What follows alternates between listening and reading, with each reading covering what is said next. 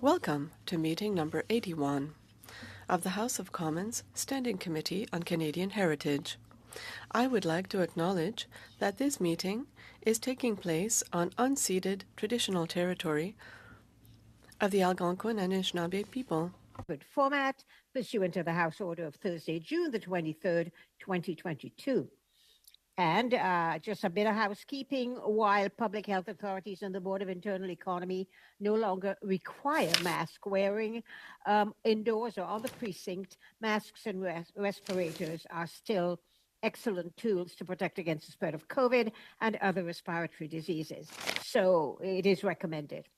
I'd like to take this opportunity to remind everyone that you are not allowed to take photos of your screen or because everything will be out on the public website so that you would be able to see them there. At the bottom of your screen, for anyone who is virtual, at the bottom of your screen, there is a little icon. It looks like a globe. It's the interpretation. If you press it, it'll give you options of English, French, or floor. I also wanted to say that when you speak through the chair. Keep your mic muted when you're not speaking, and also to ensure that that you do not speak unless you are asked to speak or unless your name is called. Pursuant to Standing Order 1082 and the motion adopted by the committee on Thursday, September the 20th, 2022, the committee is meeting to continue the study on safe sport in Canada. So I want to welcome witnesses this morning. From the Canadian Centre for Ethics in Sport, we have Jeremy Luke, who is President and Chief Executive Officer, Carrie Dawson, who is Executive Director, Value-Based Sport. Then we have on the podium, Anne Merklinger, Chief Executive Officer. And the final group is Sport Aid, Sylvain Croteau, Executive Director. Now, for the witnesses, you each have 5 minutes to give your statement, and then we will move to a question and answer period. So we will begin with the opening remarks from Jeremy Luke. For 5 minutes, please, Mr. Luke. Thank you, Madam Chair, for the opportunity to speak to the committee today. My colleague, Carrie Dawson, and I are pleased to be with you today to share perspectives from the Canadian Centre for Ethics in Sport on the critically important topic of safe sport in Canada. Today, we will provide you with an overview of the CCES and speak to you about the importance of an independent national inquiry into the state of sport in Canada, along with the importance of education, prevention, and culture change as part of the approach to create and maintain a positive sport culture. The CCES is a national nonprofit organization with a vision of fair, safe, accessible, and inclusive sport. We have 4 main pillars of focus. First, advancing values-based sport through true sport. Second, fulfilling Canada's commitment to the World Anti-Doping Code as the country's national anti-doping agency.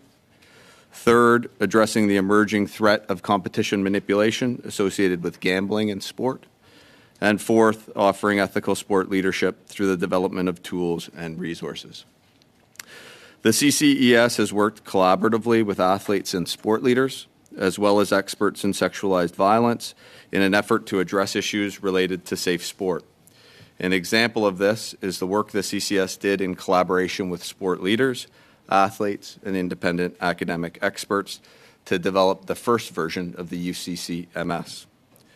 We recognize the substantial efforts being undertaken to address safe sport issues, including the implementation of the UCCMS and the establishment of the Office of the Sport Integrity Commissioner.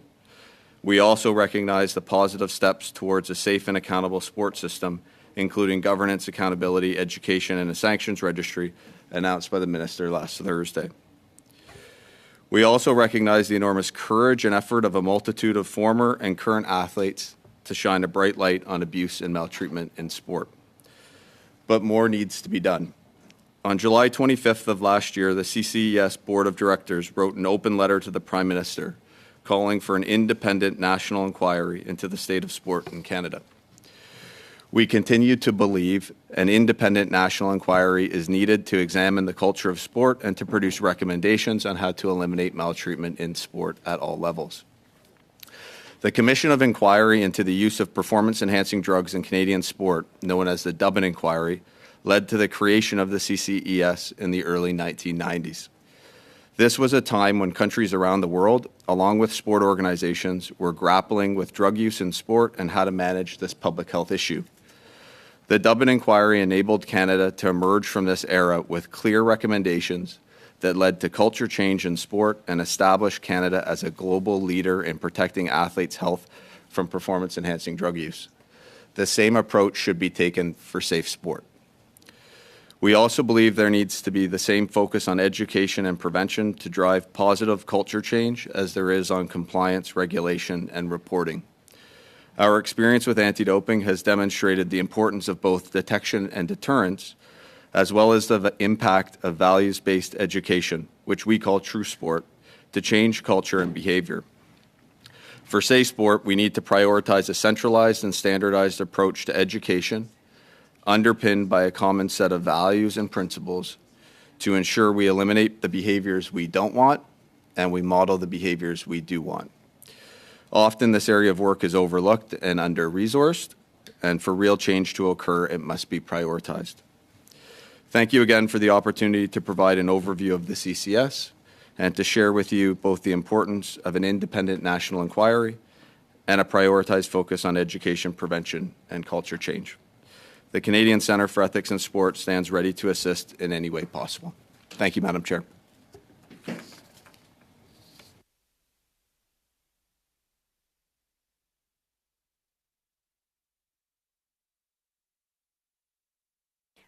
Sorry, I was muted.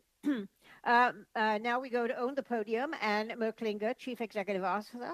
Ms. Merklinger, for 5 minutes, please. Thank you, Madam Chair. I will give you a 30-second heads up if you get close to 5 minutes. Thank you. Thank you, Madam Chair, for the invitation to appear before the Standing Committee on Heritage to elaborate on what Own the Podium does, how we do it, and why we do it. It is an honor to be here. It goes without saying that one safe sport issue in our system is one too many. We must all protect the physical and psychological safety of athletes and everyone involved in high-performance sport in Canada. This may not be obvious to everyone, but it is an absolute non-negotiable. OTP is a non-profit organization whose mission is to lead and accelerate the development of Canadian sports, fundamentally to achieve sustainable and improved performances at the Olympic and Paralympic Games. We have two mandates. The first is to provide leading-edge technical support to national sport organizations, and the second is to prioritize investment recommendations by making expert-driven, collaborative funding recommendations based on evidence. Values are and always will be the cornerstone for all decision-making. As it so happens, we are in the midst today of an internal review to include an organizational purpose and revised vision, mission, and mandate statements that better describe our current approach and priorities. While it is early days in this process, the message is clear that our purpose must reflect the important role Own the Podium plays in supporting our country's sports system and its athletes as they inspire Canadians not just in winning, but in winning well.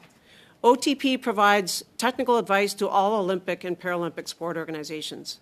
The funding recommendations made on behalf of the Government of Canada, the Canadian Olympic Committee, and the Canadian Paralympic Committee focused on helping athletes, coaches, and sport organizations that show clear evidence of athletes or teams being on the podium pathway over an 8-year horizon.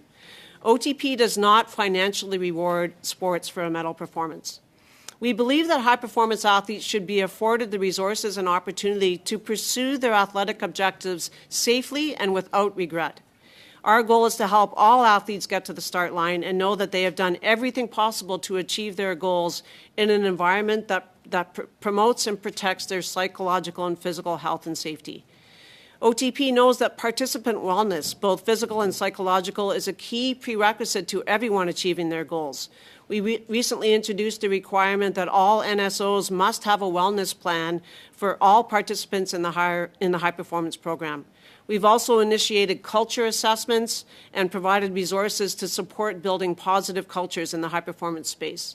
These are just two examples of change we have made in our approach to protect the psychological and physical health and safety of participants in high performance sport. I want to stress the health and safety and well-being of all people in Canada's sports system, from the playground to the podium, is most important.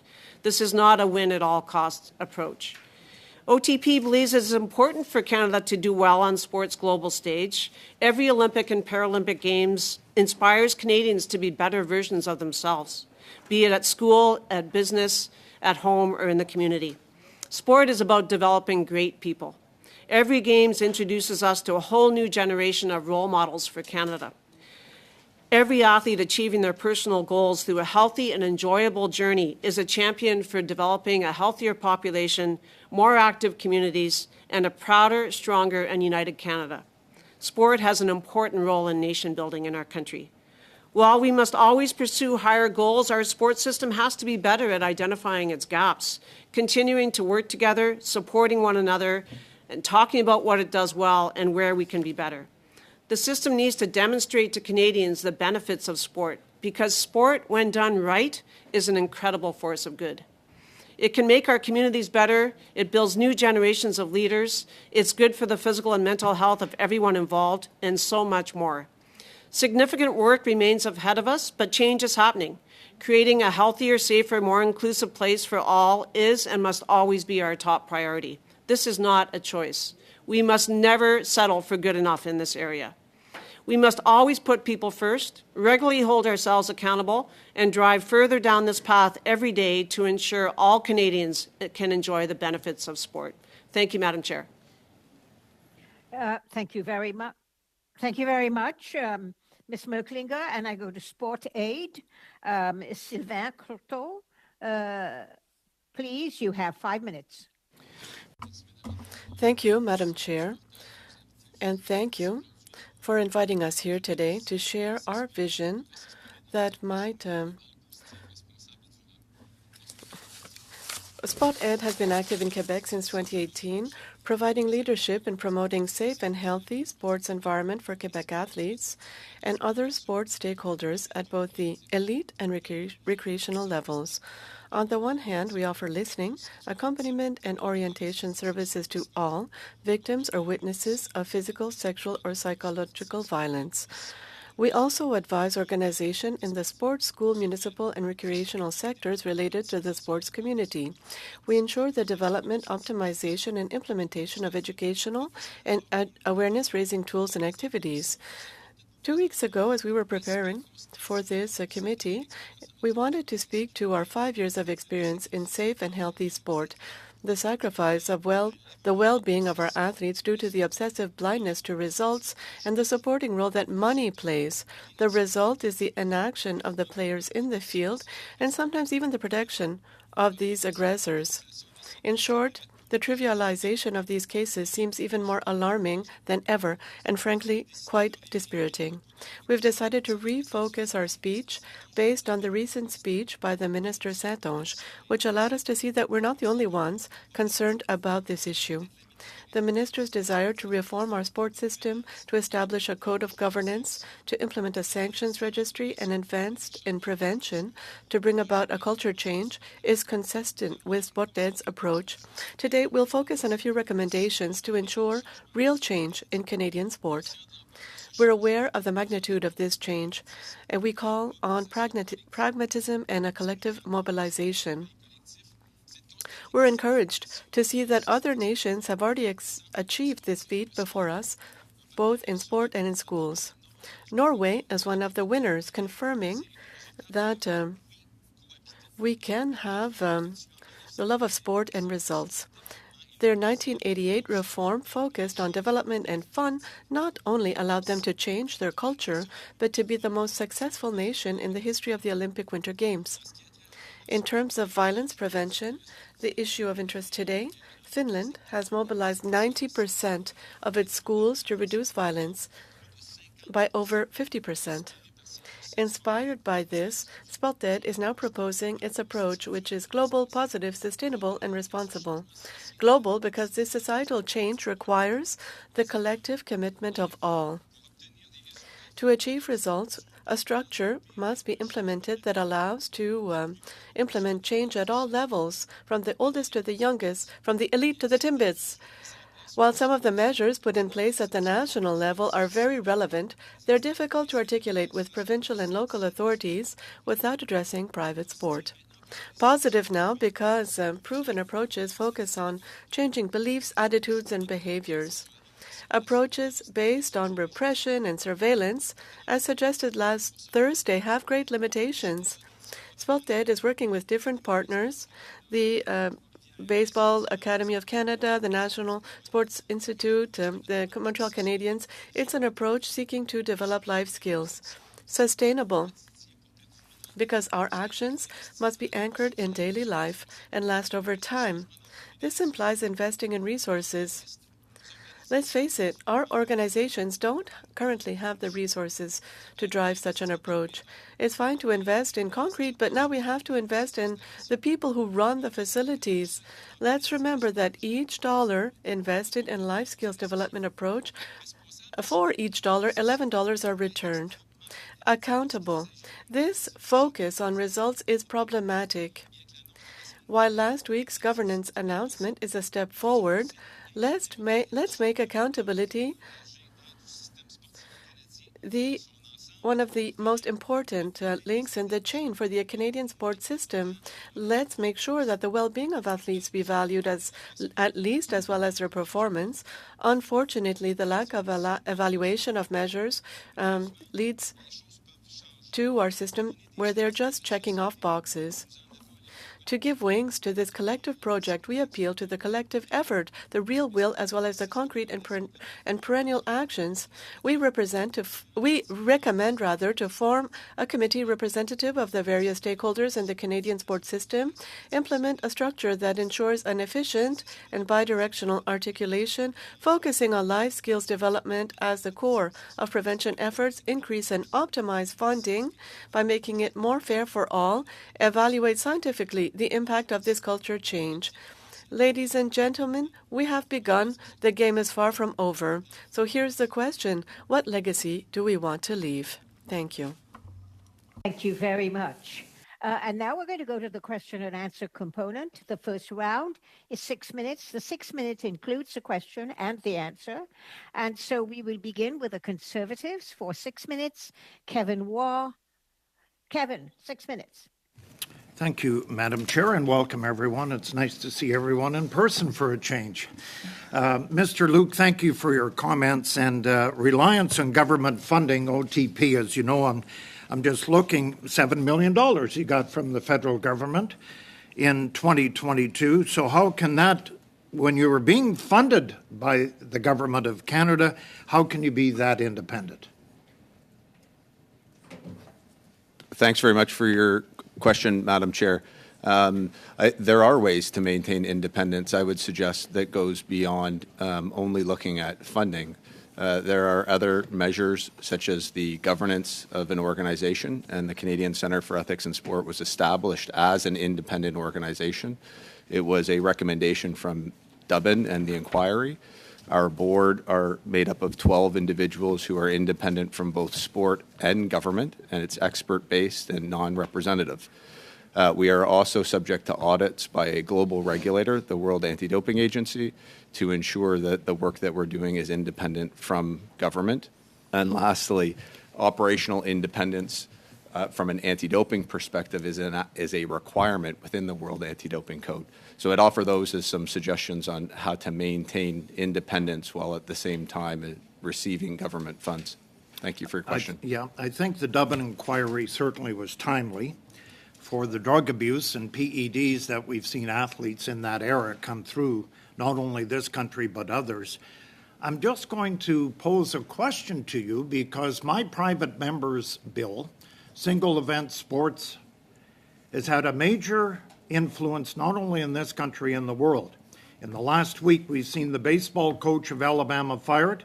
We've seen suspicions of gambling for the Iowa football team. Have you received any additional funds to make sure that we are so-called safe sport in gambling in this country? Have you received any since Bill C-218 was passed in the House of Commons? Thanks very much for your question, and not in any significant way. There has not been additional resources in a significant way to address the issue of competition manipulation in Canada. And I would stress to you as a committee that competition manipulation, which is an intentional effort to manipulate either the part of or the outcome of a competition, is a safe sport issue. It is often linked to organized crime and can cause harm to athletes, and it's something that should be seriously considered as part of this discussion. And hopefully, in years to come, we'll be able to indicate that there is funding available to deal with that issue. So would you advocate through the federal government for more funding? This is a new nuance, if you want to say, in the world, where not only in Canada but several other countries are doing this now. And so with this, you do see some red flags. I've just pointed out two in the United States in the last week, and I'm sure there's some in Canada that we don't know about. And so how are you, as an organization, going to look at this in the near future? There's absolutely red flags. So what we've learned internationally is with gambling in sport comes the risk of competition manipulation as a safety issue. And in Canada, we've been trying to advance these issues through a national symposium, which was held in 2019. There'll be a second version of that in 2 weeks' time in Toronto. And we've advocated for the federal government to ratify the Macklin Convention, which is a Council of Europe convention. It's the only international law that deals specifically with competition manipulation, and it sets out a framework for governments, provincial regulators, betting operators to cooperate to investigate these issues and to protect the safety of athletes who are subject to this type of activity. So those, again, are some efforts that we've undertaken and tried to move forward. Thank you for your question. Thank you, Mr. Luke. I'll go to Ms. Merklinger. Welcome. I'm a big fan of Own the Podium. But saying that, I was a little disturbed that there was funding to Canada Soccer, there was funding to Gymnastics Canada and to Hockey Canada, when we know that there has been abuses in the past. Can you speak to that? Thank you, Madam Chair. Thank you for the question. Certainly, the three examples that you've provided have all come to our attention, and in all three instances, we have put funding conditions in place to make sure that the sport organizations address the shortfalls that have come to light. So, playground to podium. You know, a lot of people have taken shots on Own the Podium. Your thoughts on that? Safe sport. Many groups have sat in the same chair you're sitting in today and do not believe in Own the Podium. Thank you, Madam Chair, for the question. Like everyone involved in the sports system, I'm horrified by the stories that we've heard over the last many months. OTP was founded at the request of athletes who complained that the sports system was underfunded and that they weren't receiving the necessary support that other nations were providing their athletes. These were barriers for them in achieving their goals. OTP was given a mandate from Sport Canada, from the Canadian Olympic Committee, and from the Canadian Paralympic Committee to help Canadian athletes have everything they need in order to achieve their goals. It was never intended to put medals over anyone's well-being. The person has to come first in all instances. I have, and I've only got a few seconds left, or maybe I have no seconds. You've Thank run you. out of time, Kevin. Thank you. I'm going to go to the Liberals. Tim Lewis. Tim, 6 minutes, please. Thank you, Madam Chair. Thank you to all the witnesses. We appreciate you being there. Maybe to continue with Mr. Waugh's line of questioning, I will address Ms. Merklinger from on the podium. Two things you mentioned. It was leading edge technical support and then investments. Can you explain what the threshold is about how you get involved with the sports organization? What criteria gets met? Thank you, Madam Chair, for the question.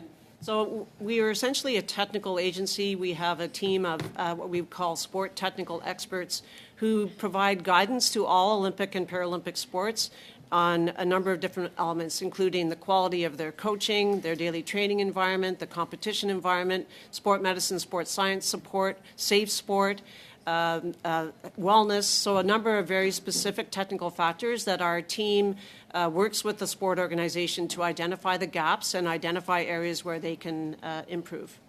Okay.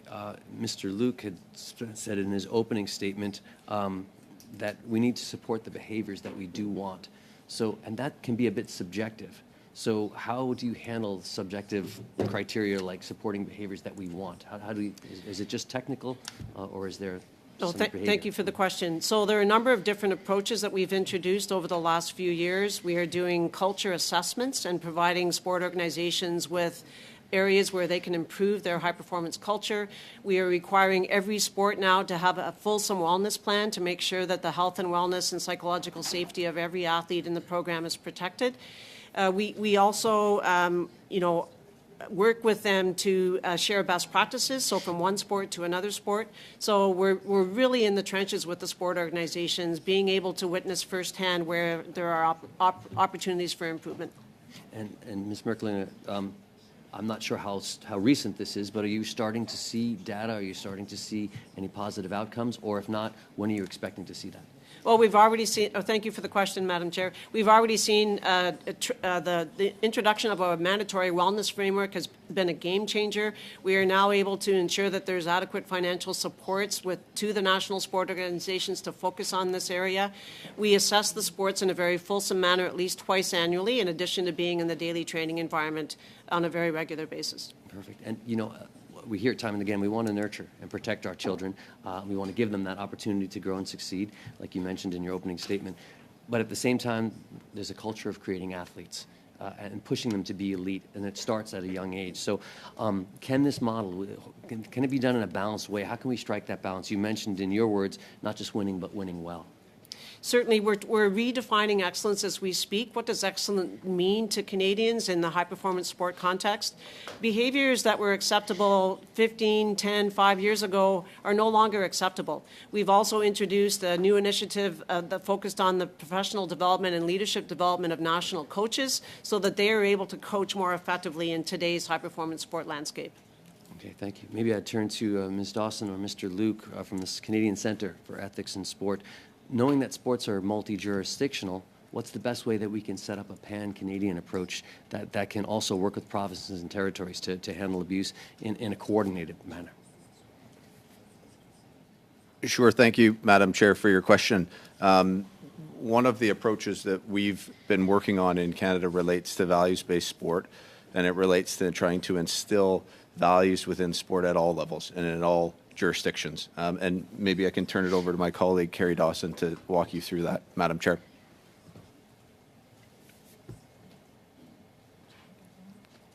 You can just push the button, Ms. Dawson. Yeah. Okay, there we go. Thank you very much for the question, Madam Chair.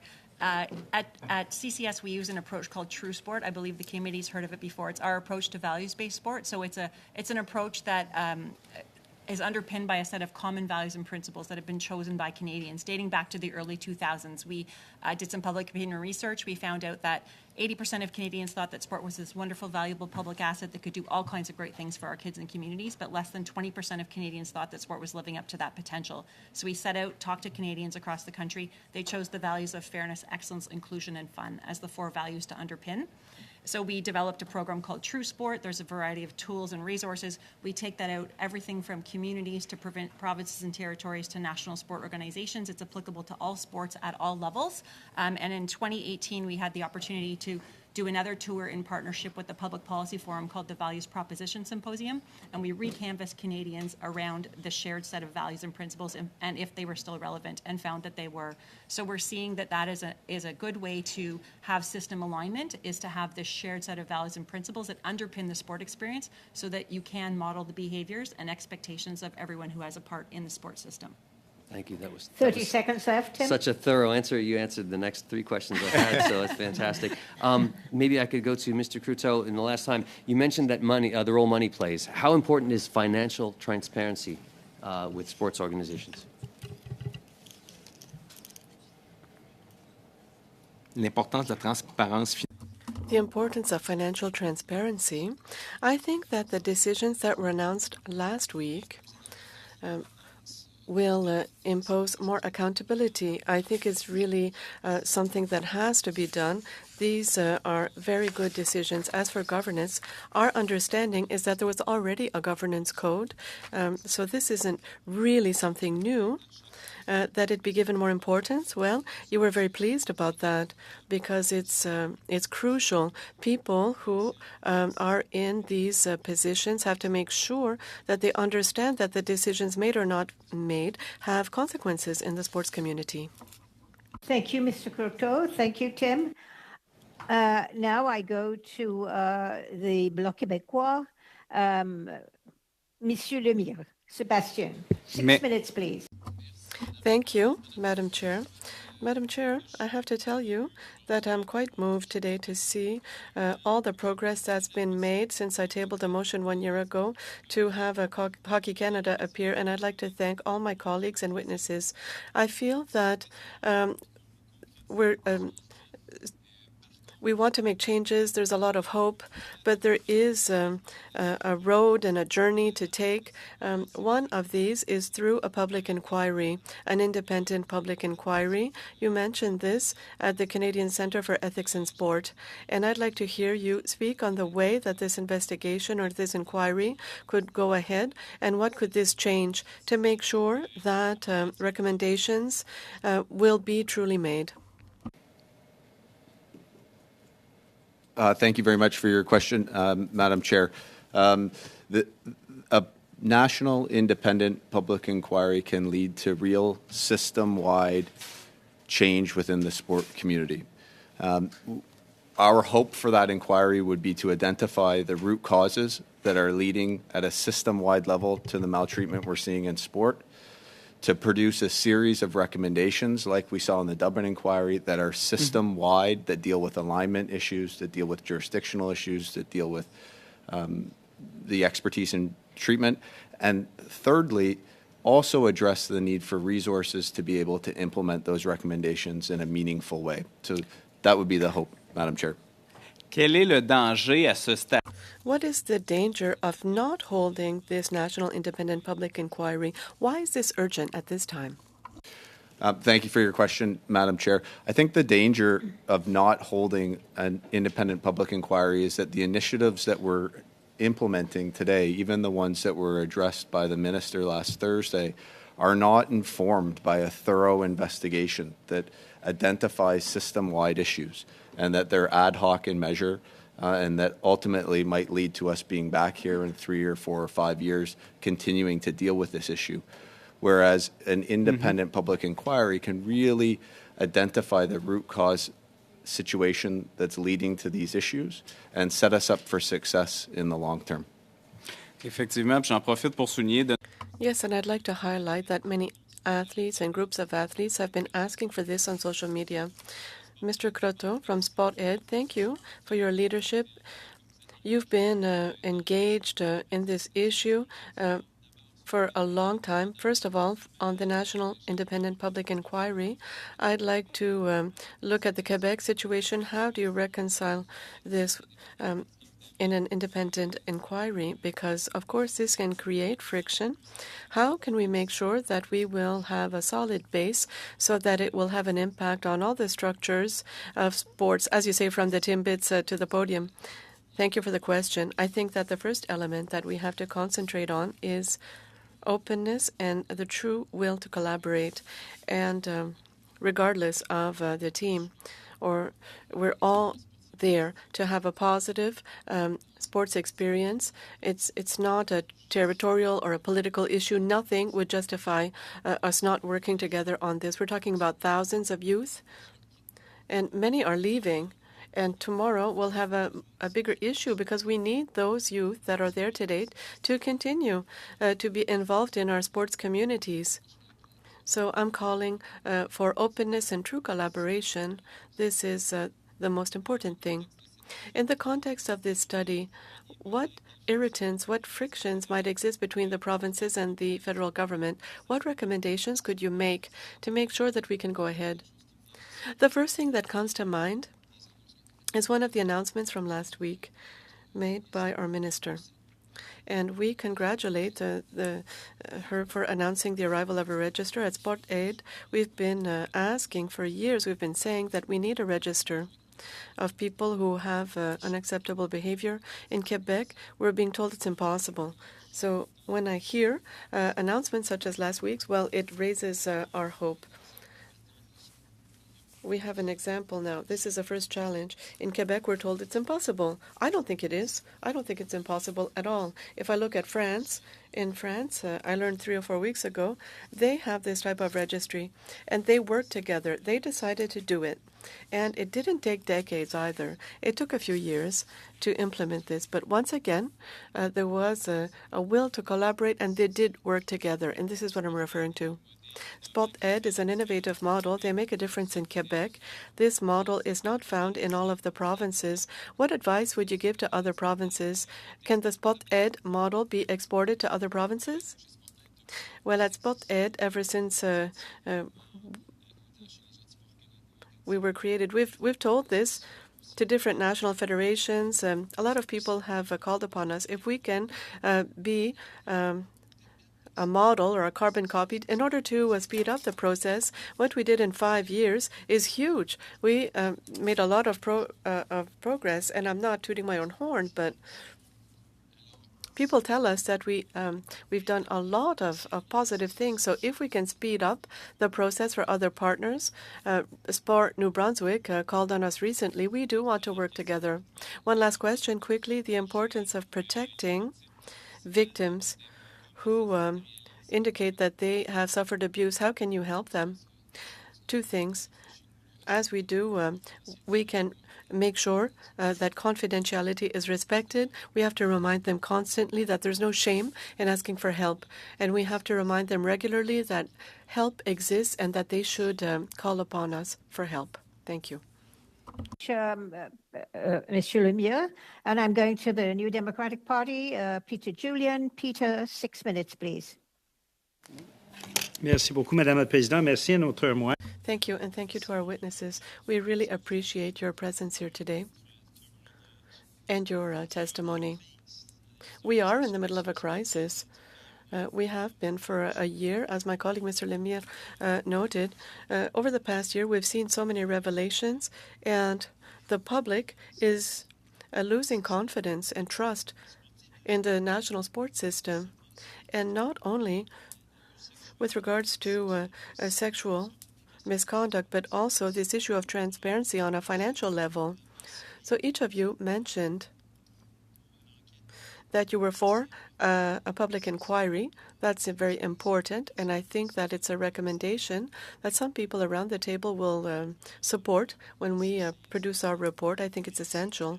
But also the issue of financial transparency, of protecting victims and not forcing them to sign non-disclosure agreements.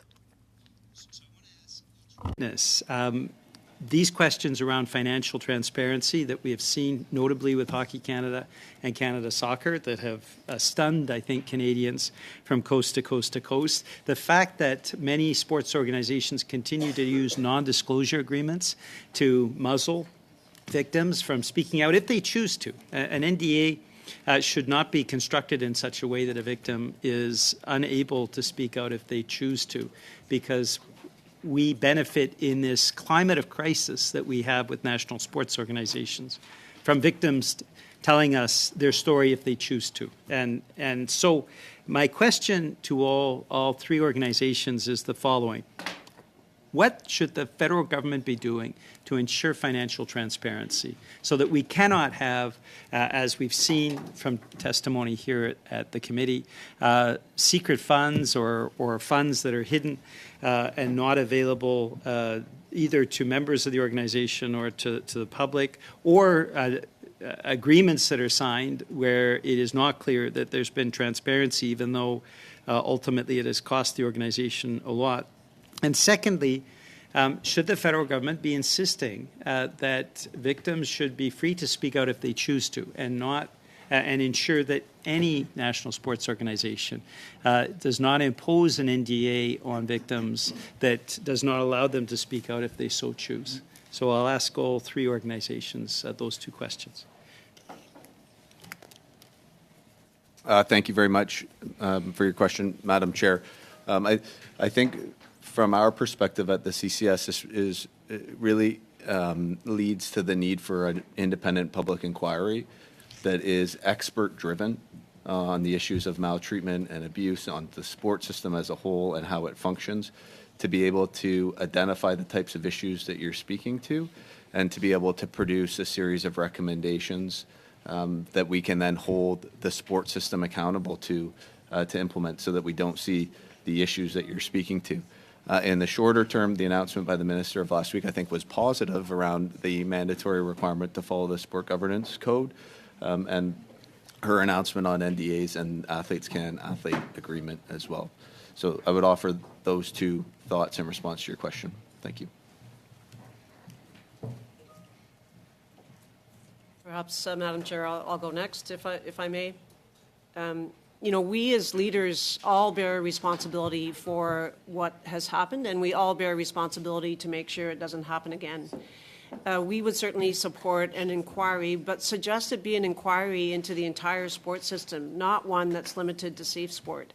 I believe the issues related to safe sport are a symptom of a much bigger problem for the sports system in Canada, in that it's under-resourced, it lacks leadership, and it's very fragmented. So we would certainly support an inquiry that looks at the entire sports system. I also... I'm sorry, could you clarify that a little bit more? So not one that is limited, thank you, Madam Chair, for the question, not one that's limited just to the safe sport conversation, but one that looks at the entire sports system. Where are there opportunities for improved alignment, improved resourcing, and stronger leadership? I would also suggest that, or maybe I'll stop there, Madam Chair, thank you. Well, no, please continue. Also suggest what? I would also suggest that the measures that were announced last week by Minister St. Onge will definitely affect some positive change. We have a long way to go. We are just starting the journey, and certainly the measures that were announced were very positive and will assist the system in improving. Monsieur Coteau. De mon côté, I would like to question not only the financial aspects of the Canadian sports system, but to question the entire system overall. And why can't we think of a forum where we would have a lot more, all the stakeholders from different settings, from different strata of the sports system? We have this, we believe we always should address the national federations, but our sports organization, our local organizations have to be heard. They have to be involved. Our athletes need to be heard as well. And we have to turn over every stone. And as for funding, perhaps there are solutions. Earlier, someone was talking about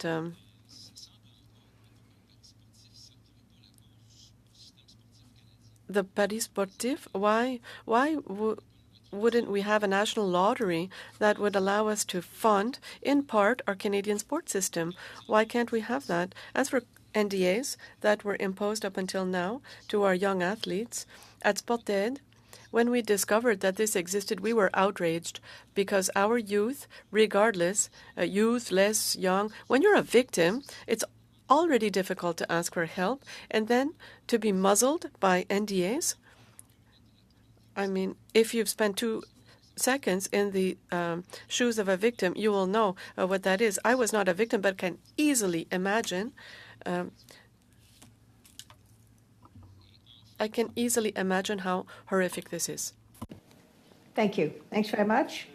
We're now going to go to the second round, but I don't think we're going to be able to complete the second round, but I'm going to make sure that every party has an opportunity to ask questions according to the times. So we're going to go to Richard Martel for the Conservatives. Richard, for 5 minutes, please. Merci beaucoup, Madame Chair. Thank you, Madam Chair, and thank you for being here. To the witnesses, I find that it's very interesting discussion. My questions are for Mr. Croteau. The minister spoke about a register in her recommendations.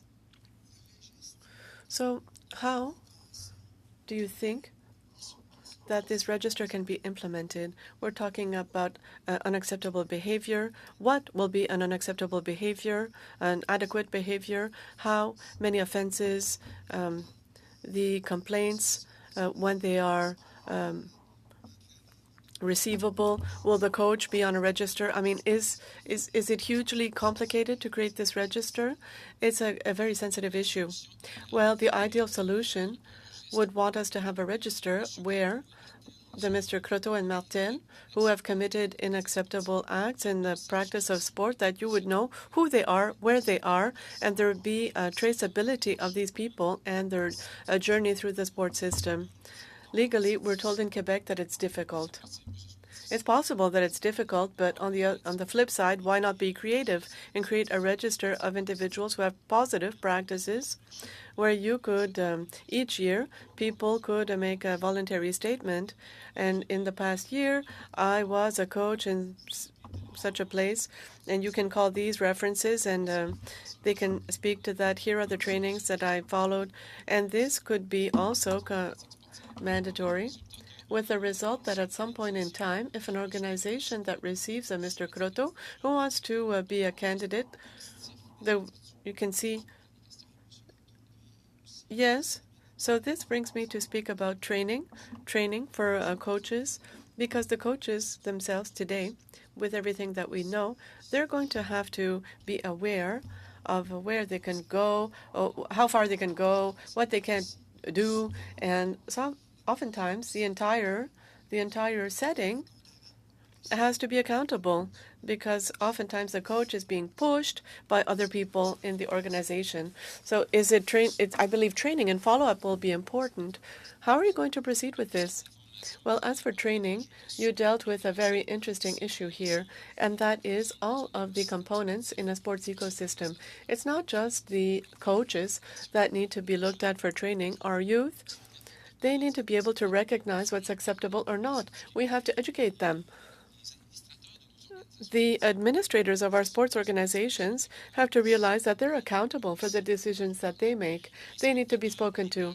The parents, the audiences, we at Sport Ed training that and the education awareness that we do, this is for all of the participants in the ecosystem, and this is the best way of reducing the risk factors. It is to deal with all the elements of the ecosystem. Mr. Croteau, because you've been there since 2018, yes. So you've probably received many complaints. Why is it today in 2023, perhaps at the end of 2022, everything is seeing the light of day? I'm sure there were complaints in the past. Why was this silence? We're talking about a culture of silence, but what has changed? Why is it that there are different triggers, and why is this seeing the light of day today? Answer, well, the window was opened. The window was opened, and now it's acceptable to denounce situations. There was a type of law of silence, if you will. There are some people who are scared to lose their place on a team, they're fearing reprisals. Some people call this for the first time, and then it is possible that they'll wait another 5, 12 months before they call us back because they fear reprisals, and this is very common. My next question is for Mrs. McLinger. We know that we do need medals. We're seeking high performance. We want to own the podium, if you will, to have a place on the podium. What happens if a medal is not achieved? Thank you for the question, left, Madam Chair. I believe athletes get involved in high-performance sport because they want to win and they believe they can win. And our job in the system is to provide every opportunity for athletes to have the resources to achieve their goals in an environment that respects the psychological health and safety of every athlete. And we invest in the future. We don't reward the past performance. It's an investment in future opportunities for each and every athlete. Est-ce qu'il me reste du temps, 30 madame? seconds left. Combien? How long? 30 seconds. Yes. I saw that you tabled financial statements recently, but I didn't see any minutes. Perhaps if you don't have them yet. But your financial statements, is this what the minister has been asking for? Or were they always there, or is it because the minister asked for them? Well, thank you, Madam Chair. We have posted our full audited financial statements on our website for many years, and we will now be posting our board minutes. In fact, we're in the process of doing that now. Thank you. Thank you very much. And now I'm going to go to the Liberals for 5 minutes. Michael Coteau. Thank Michael, you very please. much, Chair. And thank you to the witnesses for being here today. Appreciate you being here. Just so I think folks who may be watching and for the committee, how much does each organization receive? What's your funding per year? What do you spend per year? If you can just tell us briefly, maybe all three. Sure, happy to. Thank you for the question, Madam Chair. Total expenses at the Canadian Centre for Ethics and Sport are approximately $10 million, of which about $7 million is from Sport Canada. Okay. Yes. Thank you, Madam Chair, for the question. For On the Podium, our annual budget is about $6.5 million. Okay, and during like a sporting event, it must like a major sporting event, it must increase drastically as an Olympic game comes up. So thank you for the question. There's no incremental funds that flow through On the Podium. On the Podium's responsibility is to provide investment recommendations to the partners, so the Government of Canada, Canadian Olympic Committee, on behalf. and the funds are distributed by those partners directly to the sport organizations. Right. The funds don't flow through us. Right. Okay. Yeah. Pour répondre à votre question, je vais utiliser To answer your questions, I'm going to use a sports analogy. When I hear the figures, we're not in the same league. We have 80,000 coming from the Quebec government through different departments, the Department of Education, Family, Status of Women, and private partners. We don't receive anything from the Canadian government right now. I noticed, Mr. Couteau, there was a new directive by the Quebec government to build in a complaint system. Can you talk a little bit about that and how that works? And is this something that's being replicated in other provinces? à ma connaissance. To my knowledge, in other provinces, I don't think there's a Canadian system that's in place, but in Quebec, the complaint system was created in March 2021. It's not perfect, but and we knew this when we being the government of Quebec, the Regroupement Sport Louise Québec, Sport Aide, and the community, when we launched this in 2020, we had already announced at the time that the model would be an evolving one. After 2 years now, 2 years in operation, we're realizing that adjustments need to be made, and there's a committee, there are people working on this. We're working together on improvements. But up until now, as I said, it's not yet perfect. So I'm assuming that it's a wide range of different complaints. Any athlete can, or organization can, someone within an organization can complain. And tell us how many complaints come in a year, and what is the flow of those complaints? Does it go directly to your organization, and how is it dealt with? D'abord, pour la nature des... As for the nature of complaints that are receivable, has to do with physical, sexual violence, negligence, or sports management can be parents that are unsatisfied as to the playing time, parents that are not satisfied because their child wasn't retained on the Canadian team, for example, or the Quebec team. So these complaints are sent back to the federations themselves. As for treatment, this is totally confidential. It's an official officer for complaints outside of the sports community that was hired to implement this system and receives complaints, and in light of information that are shared determines if the complaint will be dealt with or not. Then recommendations are made to the federation. Our federations adhere to this, and then they need to apply the recommendations. I have another question I wanted to ask, but thank you for sharing that. I'd like to get some more information on it. Racism in sport, it doesn't come up in these meetings often by the major organizations. There have been individuals that have come to speak on the issue. You know, if we do a study on safe sport, maybe you can just provide us some advice on what has been the internal experience of the organization when it comes to diversity, inclusion, fairness, equity, and specifically what your organization is doing to combat systemic racism in sport, which many people say does exist. And maybe we can start with you, please. Thank you, Madam Chair, for the question. Certainly, internally within our organization, we have had a significant focus on EDI over the last 2-3 years. Have a very intentional employment policy now where we're recruiting it with an EDI lens. So certainly internally within the organization, that's been our approach. Externally, we know that numerous organizations are providing important leadership in this area. Again, change is happening. It's probably not happening as quickly as one would want it, but it is definitely top of mind for everyone involved in sport in our country. Do you have a diverse board yourself? Yes, we do. We have a board of 10, very diverse group on the board. Yes. Right. Thank you. That's the end of your time, Michael. I'm going to go now to Sébastien Lemire for 2.5 minutes, please. Sébastien. Merci, Madame. Thank you.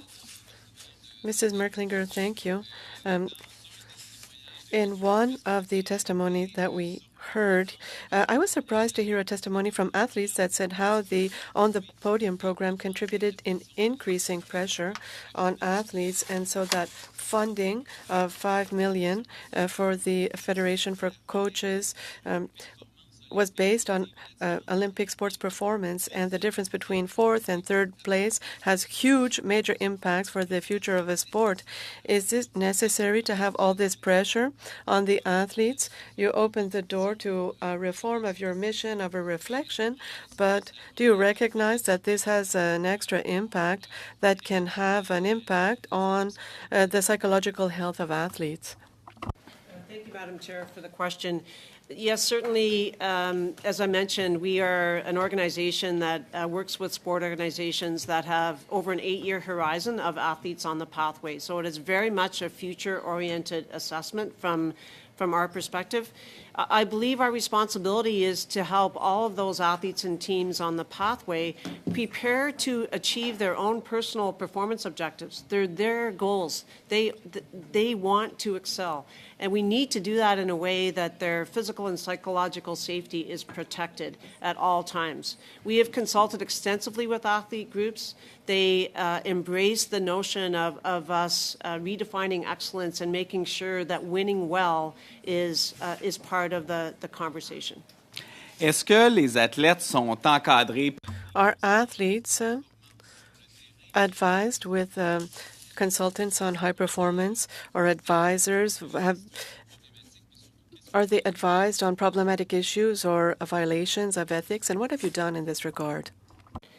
Thank you for the question, Madam Chair. So our outreach to different athlete groups over the last 2 years has been much more robust than it's ever been.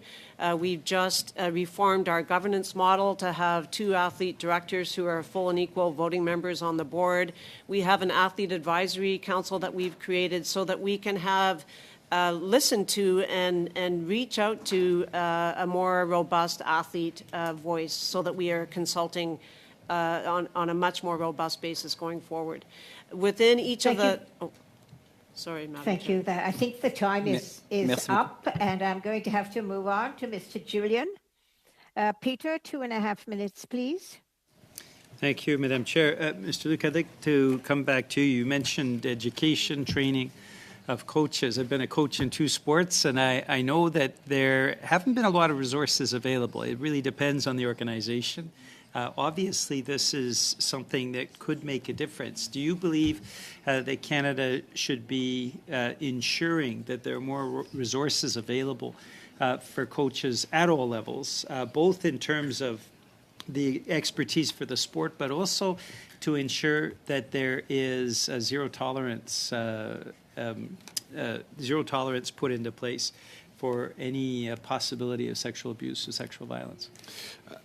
Thank you very much for your question, Madam Chair. I absolutely agree with that approach, that there needs to be enhanced education for coaches and for all athlete support personnel, and education through the lens of information on one hand around the UCCMS and the rules and what those rules mean, but education also through the lens of values that are underpinned by a set of values that we want to see in our sport community, and that we ensure that all of our educational initiatives support those values. So at the end of the day, we see coaches modeling the behaviors that we want, more so than us informing them of the behaviors we don't want.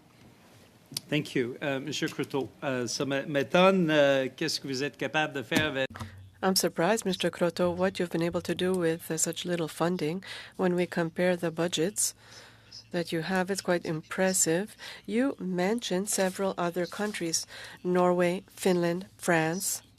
In your opinion, what is the model that Canada should adopt? We're in the middle of a crisis. We need to find a different way of doing things. What country, according to yourself, seems to be the best model for Canada?